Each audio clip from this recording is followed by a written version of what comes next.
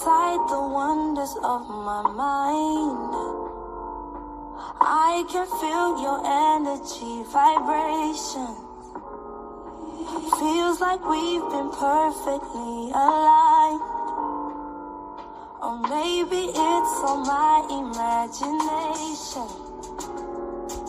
Thoughts of us becoming more than this. Thoughts of living life where we explore and don't exist. I don't mean to reminisce, but we could. We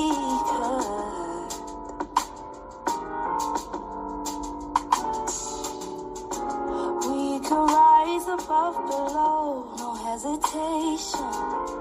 Connect our body, mind, and soul. Meditation. I don't really understand, I don't know. But you seem to be the why in my emotions. I've been thinking, guessing, like I've been sinning. Now I'm confessing, I'm lost inside the wonders of my mind. Feels like we've been perfectly aligned. When words are not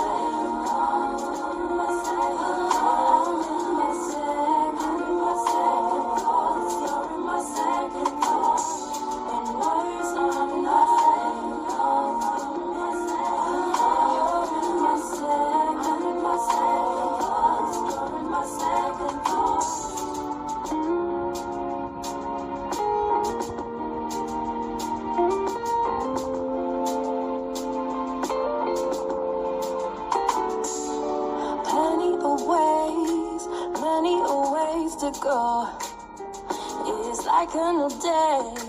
Give it some time, I'll show how I think about the mistakes and how I look right back at yesterday.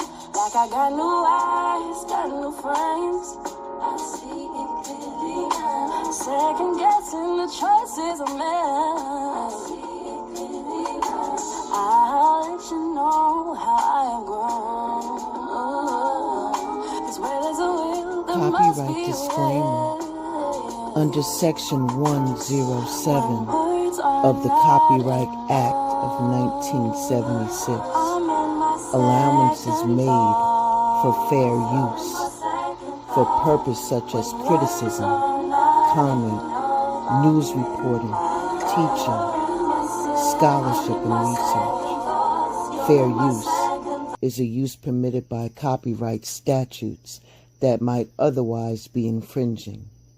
Non-profit, educational, or personal use tips in the balance of the favor of fair use. Welcome to Blended Healing. Being there for somebody else, does it really bring them comfort? Is it what they need? Does it make them feel better? Have you ever stopped to consider how your presence can be a beacon of hope for someone that's not feeling well, that's feeling low? In our daily lives, we engage in so many different things of service to other people.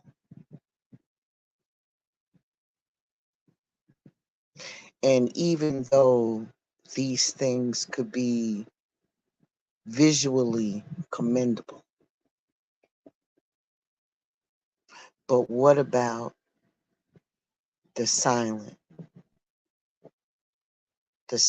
yet impactful act of sitting with someone who's just simply sad? Could it be that we underestimate the power of simply being there for someone in need? We often give the prizes to all the physical acts of service, whether we get a certification or whether we get commended or we get a plaque or a statue. You know, those things that are noticeable, and sometimes we forget that emotional support can just be just as vital. No awards given, just simply putting your hands on somebody's shoulder or putting your hand on their arm, just a physical contact of letting somebody know that you're there to support them emotionally. And being there for someone isn't just about filling the silence. It ain't all about all that talking. Sometimes it's just the fact that you're sitting in the room in comforting presence that can be very soothing, very soothing. And when we choose to sit with someone in their time of sadness, we communicate that we are not alone, offering. Hi, Mom. Hi, Mommy. Hi, Mommy. Hello. Hi. She wanted to come see. She came in here on her own. I know, that's great. And I'm so taping a show, but I guess I can just erase this out. That's wonderful. Thank you so much. I appreciate each and every one of you. I really do. I do. That was my granddaughter coming to say hi. But let me get back to what we were talking about. We can communicate that they're not alone, offering a sense of humanity and understanding because we are just sitting there, letting them know that we emotionally support them. If you think about that thing, do you know what you're actually doing?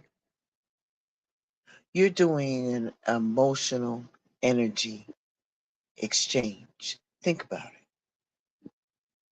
Think about all of the different emotional states that can influence the people that are around us.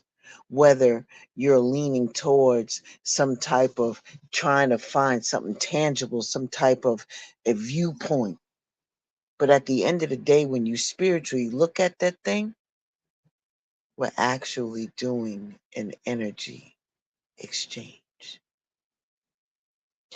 It's clear that our emotions and our energies will interact with the other people. You know what I'm saying is true.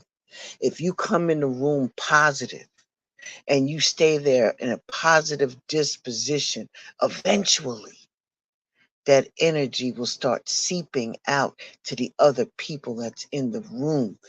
Do a social experiment if you don't get what I'm saying. Try it. Try it.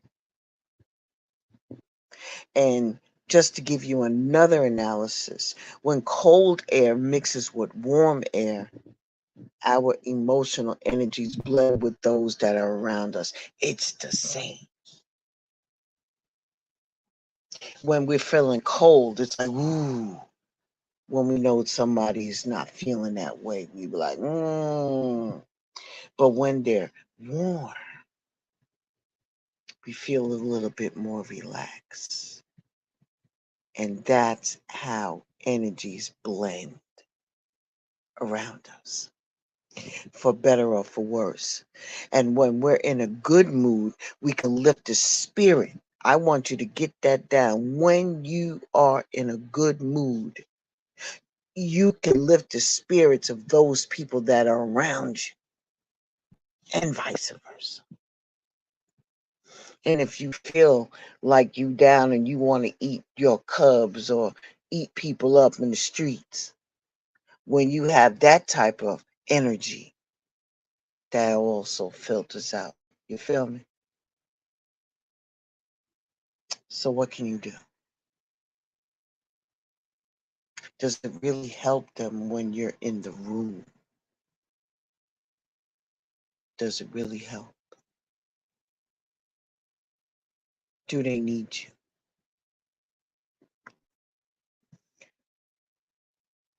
I'm going to say that in different type of spiritual traditions, and you can look this up on your own, that there is an importance of being in good company, and you know that. Research it. Go ahead, look it up. Look it up. Surrounding yourself with positive people can enhance your emotional well-being. Facts. And encouraging you to maintain a positive outlook on life. Facts. The practice isn't about just avoiding negativity. Facts. It's about actively creating a supportive and uplifting environment for yourself and others. Facts, facts, facts. Here's what you can do when you're with somebody that needs your upliftings. Be fully present. I don't mean just sitting there next to them and you on your phone scrolling and nothing stuff. Put the phone on the hook. Put it on the hook. Put it down. Let that person know that you are fully engaged and that you are paying total attention in their emotional state. That means you have to listen intently and acknowledge that their feelings matter and that you're there to provide comfort through your words or your silence. Be fully present. If you can, try to bring them out of it with positivity. It may not work all the time because who wants to hear that shit when they're going through something? They don't want to hear none of that. But it doesn't mean that you have to say the words. Your actions alone, staying in positivity, giving a hug, giving a pat, letting them know, feeling that vibration off of you of positivity. You don't know what that does to a person because you don't even know what they went through. Give them words of encouragement. Sometimes the right words at the right time can do wonders. Read the room. Read the room. Do they really want you there?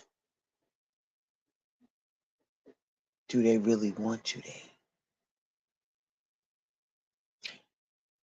I know that some people will say that they want you around, right? But in essence, they really don't. They're just being super polite. But some cases we can read other people who tell you no, but you can feel it on their spirit that they really don't want you to go. Read the room.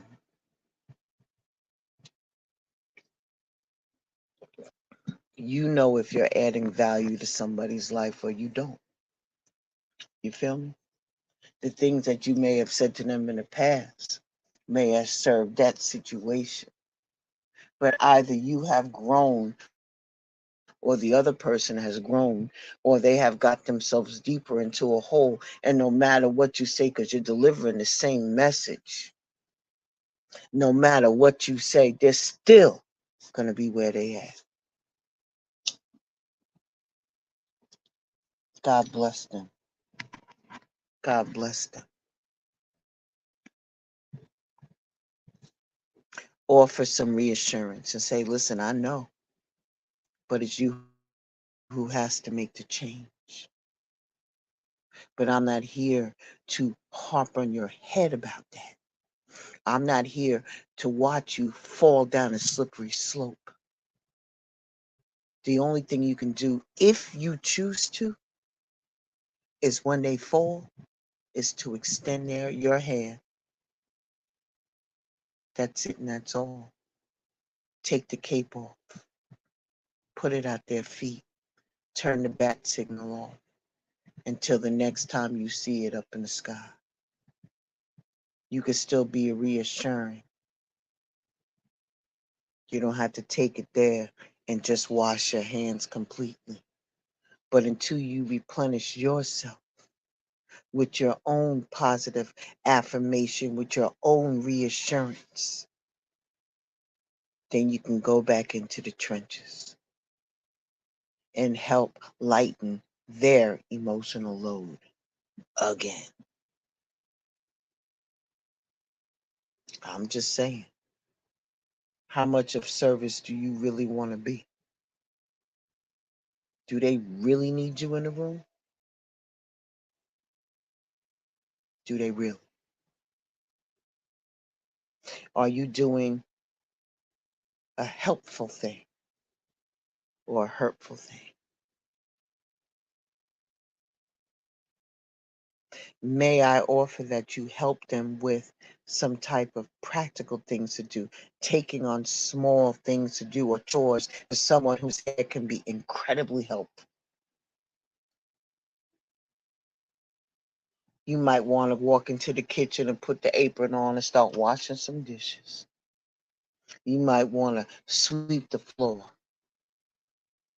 You have no idea what wonders that can be for somebody. How that small little gesture that you did or that are doing, because I heard the word doing, makes a world of difference and shows that you truly care and are willing to support them in more ways than one. Do you understand what I'm saying? Read the room. Do they really need you? Do they really need you?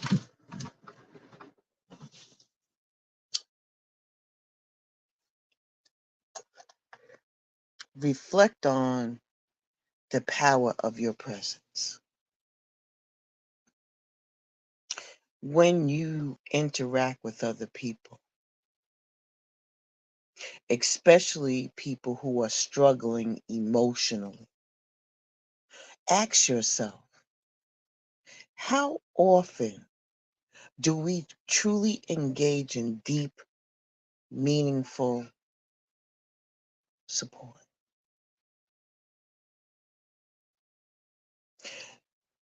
Do we ourselves have the ability to sit with someone in their sadness, to share the light that we have and share positivity? I know that you have this powerful gift in you. When you walk in a room, you exude the light. Why do you think so many people are drawn to you? Did you ever ask yourself that? Why is it that when you walk in a room, the atmosphere changes?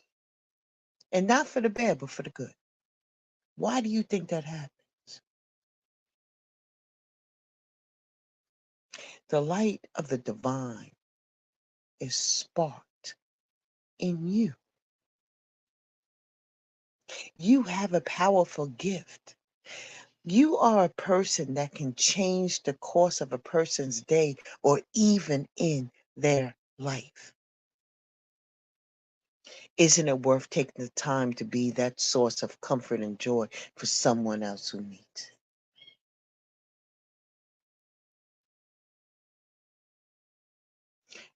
I want you to understand, in essence, that you have a profound impact that simply being present can have on someone who is feeling sad or lonely.